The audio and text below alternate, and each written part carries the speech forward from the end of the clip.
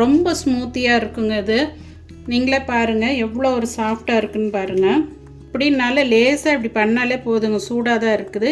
இன்னும் ஆறுனதுக்கப்புறம் இன்னும் ஸ்மூத்தாக இருக்குங்க.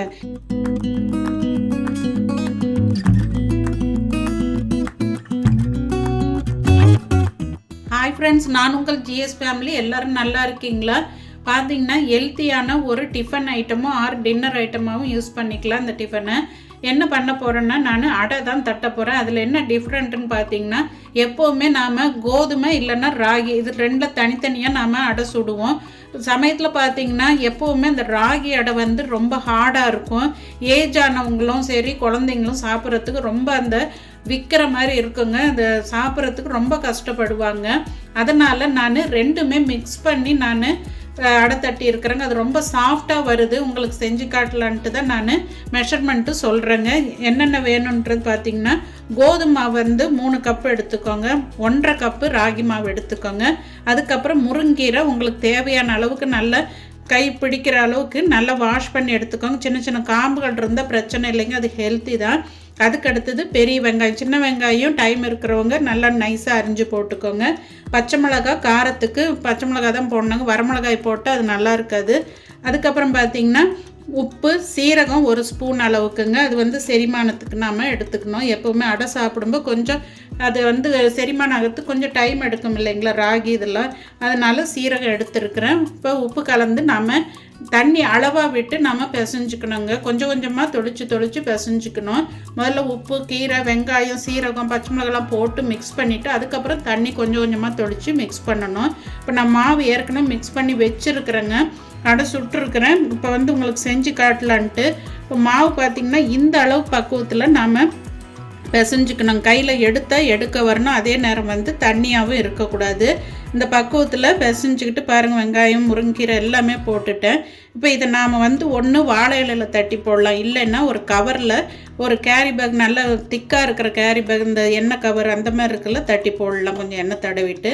அப்படி இல்லை நான் நேரடியாகவே தட்டுவேன், எனக்கு தட்ட வரும்னு சொல்கிறவங்க தோசைக்கல்லில் வந்து நேரடியாக அந்த மாவை எடுத்து போட்டுட்டு தண்ணி தொட்டு நீங்கள் ஃபுல்லாக அப்படியே ஃப்ளாட்டாக எந்த அளவுக்கு ஃப்ளாட்டாக பண்ண முடியுமோ பண்ணி விட்டுக்கோங்க. நடுவில் ஒரு ஹோல்ஸ் போட்டுக்கிட்டிங்கன்னா நல்லா ஈவனாக வெந்து வந்துடுங்க.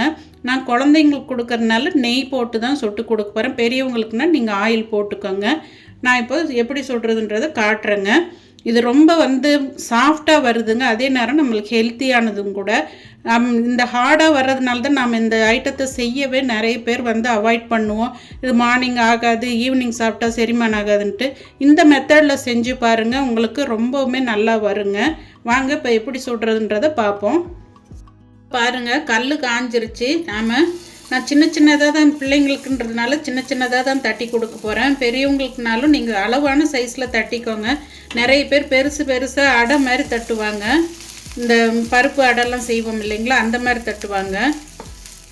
சின்னதாக கொடுக்கும்போது சாப்பிட்றவங்களுக்கும் ஒரு ஆசையாக சாப்பிடுவாங்க. கொஞ்சம் சின்னதாக இருந்தால், ரொம்ப பெருசாக இருந்தால் மூஞ்சில் அடித்த மாதிரி இருக்குங்க. அது பார்க்கும்போதே அவங்களுக்கு சாப்பிட்ட மாதிரி ஒரு ஃபீலிங் வந்துடும். அதனால் சின்னதாக கொடுத்தீங்கன்னா, ஒரு ஆம்லெட் சைஸில் கொடுத்தீங்கன்னா அவங்க விரும்பி சாப்பிடுவாங்க. இந்த மாதிரி போடும்போது நீங்கள் ஒரு 4-5 பீஸ் சேர்த்து போடலாம். நீங்கள் இரும்பு கல்லில் சுடுறதுனால சுட்டுக்கலாம். எனக்கு அதில் சப்பாத்தி செஞ்சிட்ருக்கிறதுனால நான் இதில் செய்கிறேங்க. எவ்வளோ ஃப்ளாட்டாக முடியுமோ உங்களால் முடிஞ்ச அளவுக்கு, பழக்கம் இல்லாதவங்க கொஞ்சம் பார்த்து பண்ணிக்கோங்க.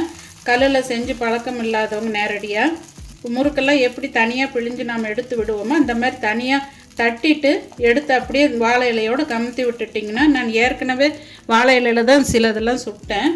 இந்த மாதிரி தட்டிட்டு இதை அப்படியே கமுத்திட்டிங்கன்னா டக்குன்னு விழுந்துருங்க. வேகமாக எடுக்க வேண்டாம், கொஞ்சம் நேரம் போட்டுட்டிங்கன்னா அது அப்படியே விழுந்துடும். இப்போ இந்த நடுவில் ஹோல்ஸ் போட்டுக்கலாங்க. இப்போ இது கொஞ்சம் இதானதுக்கப்புறம் நம்மளுக்கு அந்த ஹீட் ஆனதுனால கொஞ்சம் மூவ் ஆகுது பார்த்தீங்களா. இப்போ இதை தள்ளி வச்சுட்டு நீங்கள் இன்னொரு பீஸை கூட தட்டிக்கலாங்க. இவ்வளோதாங்க. இப்போ குழந்தைங்களுக்கு கொடுக்கறதுனால நான் இதில் வந்து நெய் விட்டுக்கிறேங்க. நல்லா ஸ்மூத்தாக வருங்க. நெய் நம்மளுக்கு நிறைய இருக்கிறதுனால குழந்தைங்களுக்கு செஞ்சு கொடுக்கலாம். ஹெல்த்தியானது, சூடும் பிடிக்காதுங்க. ராகி நிறைய பேருக்கு ஹீட்டுன்னுவாங்க. அந்த மாதிரி இருக்கிறவங்களுக்கும் நாம் இந்த மாதிரி நெய் சேர்த்து சுடும்போது ஆகும். பெரியவங்க ஏதாவது ஹெல்த் இஷ்யூஸ் இருக்கிறவங்க ஆயிலோ இல்லை இந்த மாதிரி நான்ஸ்டிக்லேயோ சுட்டுக்கோங்க. இப்போ இது அப்படியே வெந்துட்டு இருக்கட்டங்க. ரொம்ப ஹை ஃப்ளேமில் வைக்க வேண்டாம், கலர் டார்க் ஆகிடும், உள்ளே வேகாதுங்க. இதை விட ஃப்ளாட்டாக தட்டுறதுனால தட்டிக்கலாம். இப்படி தட்டும்போது இது நல்லா இருக்குங்க சாப்பிட்றதுக்கு. இதுக்கு மேலே ஃப்ளாட் பண்ண வேண்டாம். ஒரு சைடு கொஞ்சம் வெந்ததுக்கப்புறம் திருப்பி போட்டுக்கோங்க. இந்த மாதிரி திருப்பி திருப்பி போட்டிங்கன்னா ஈவனாக எல்லா பக்கமும் ஒரே மாதிரி ஆகிடும். எப்படி பாருங்கள், அங்கங்கே இலைகள் வெங்காயம் இதெல்லாம் முருங்கிறதெல்லாம் பார்க்கவே நல்லா இருக்குது. ரெண்டாவது இந்த மீடியம் சைஸாக போடும்போது சாப்பிட்றவங்களுக்கு ஒரு ஆசை வருங்க. குழந்தைங்களுக்கு இன்னும் ஒரு சின்ன சின்னதாக கூட தட்டி கொடுத்தா இந்த தட்டு வடை மாதிரி அந்த மாதிரி டைப்பில் நீங்கள் நைட் டைமில் கொஞ்சம் ஃப்ரீயாக இருக்கும்போது அந்த மாதிரி செஞ்சு கொடுத்து பழக்கம் பண்ணி விட்ருங்க. இது ரொம்ப ஹெல்த்திங்க. நான் முருங்கீரை போடுறதுனால சரி மார்னிங்லேயே கொடுக்கலான்னு சொல்லி கொடுக்குறேங்க. நான் இந்த மாதிரி அடிக்கடி திருப்பி போடும்போது ரொம்ப ஹை ஃப்ளேமில் வைக்காமல் திருப்பி போட்டுக்கோங்க. அப்போ தான் ஈவனாக வெந்து வரும். உங்களுக்கு கொஞ்சம் நேரம் ஆகும்போது ஹாட் பாக்ஸில் போடும்போது இன்னுமே ஸ்மூத்தாக நல்லா வந்துடுங்க. இது மாதிரி ட்ரை பண்ணி பாருங்கள். 2 மாவு மிக்ஸ் பண்ணி நான் அடிக்கடி அந்த மாதிரி தான் பண்ணுவேன். ப்ளைனாக ஒரே மாவில் நான் செய்ய மாட்டேங்க. இது ரொம்ப ஹெல்த்திங்க. குழந்தைங்களுக்கு கொடுத்து பழக்குங்க. இப்போ பாருங்கள் 2 சைடும் நல்லா வெந்துருச்சு. போதுங்க, இதுக்கு மேலே வேக வேண்டாம். உங்களுக்கு இந்த கலர் ப்ரௌனாக வரும்போதே உங்களுக்கு பக்குவமாகிடுச்சுன்னு அர்த்தம். ஏன்னா நம்ம ஹை ஃப்ளேமில் வைக்கல இல்லைங்களா. இது நல்லாவே ஸ்மூத்தாக இருக்குங்க. நம்மளுக்கு சாப்பிட்றதுக்கு லைட்டாக இப்படி பிச்சுனாலே பிக்க வரும். எடுத்தாலே பார்த்தீங்கன்னா இதே உங்களுக்கு ராகியில் இந்த அளவுக்கு வராதுங்க. கொஞ்சம் ஹார்டாக இருக்கும், நம்மளுக்கு பிக்கவும் கஷ்டமாக இருக்கும். இப்போ இது ரெடி ஆகிடுச்சுங்க. ஏற்கனவே சப்பாத்திக்கு சொன்ன மாதிரி இந்த பிளேட் வச்சுக்கோங்க. நீங்கள் அப்பப்போ உடனே தோசை மாதிரி சுட்டு கொடுக்க முடியாது மார்னிங் டைமில். நைட்டுனா கூட கொஞ்சம் மெதுவாக சுட்டு கொடுக்கலாம். ஸ்கூலுக்கு டைம் ஆகும்போது ஒவ்வொன்றா சுடுறதுக்கு கொஞ்சம் டைம் எடுக்குங்க. அதனால் நீங்கள் முதல்ல சுட்டு ஹாட் பாக்ஸில் போட்டு வச்சுட்டிங்கன்னா எல்லாருக்கும் சேர்த்து கொடுத்துக்கலாம். நான் ஆல்ரெடி சப்பாத்திக்கு சொன்ன மாதிரி இந்த பிளேட் வச்சு நான் போட்டுக்கிறேங்க. அப்போ தான் வேர்க்காமல் இருக்கும். இந்த வேர்வை தண்ணி சைடில் போயிடுங்க. நம்மளுக்கு இதில் வந்து அந்த ஈரப்பதமோடு ஊறாதுங்க. நம்மளுக்கு பாருங்கள் ரெடி ஆகிடுச்சு டிஷ்ஷு. பாருங்கள் அவ்வளோதாங்க. ஈஸியாக டிஃபன் ரெடிங்க. ரெண்டாவது பார்த்திங்கன்னா இது ரெண்டும் மிக்ஸ் பண்ணி பண்ணும்போது உங்களுக்கு வந்து ஈஸியாக சீக்கிரமே வெந்துடும். இதே வெறும் ராகினா உங்களுக்கு ரொம்ப டைம் எடுக்குங்க. உங்களுக்கு அதனாலேயே சீக்கிரம் ஆகிற மாதிரி தோசையோ அந்த மாதிரி செஞ்சுக்குவீங்க. நம்ம இந்த மிக்ஸ் பண்ணி தோசை சுடுவோம் இல்லைங்களா, அந்த மாதிரி இது ரெண்டுமே மிக்ஸ் பண்ணி பண்ணும்போது ரொம்ப ஸ்மூத்தியாக இருக்குங்க. இது நீங்களே பாருங்கள் எவ்வளோ ஒரு சாஃப்டாக இருக்குன்னு பாருங்கள். இப்படினால லேசாக இப்படி பண்ணாலே போதுங்க. சூடாக தான் இருக்குது. இன்னும் ஆறுனதுக்கப்புறம் இன்னும் ஸ்மூத்தாக இருக்குங்க. இதே ராகியில் நீங்கள் இந்த அளவுக்கு எடுக்க முடியாதுங்க பீசஸை. பாருங்கள் ஸ்மூத்தாக இருக்குது.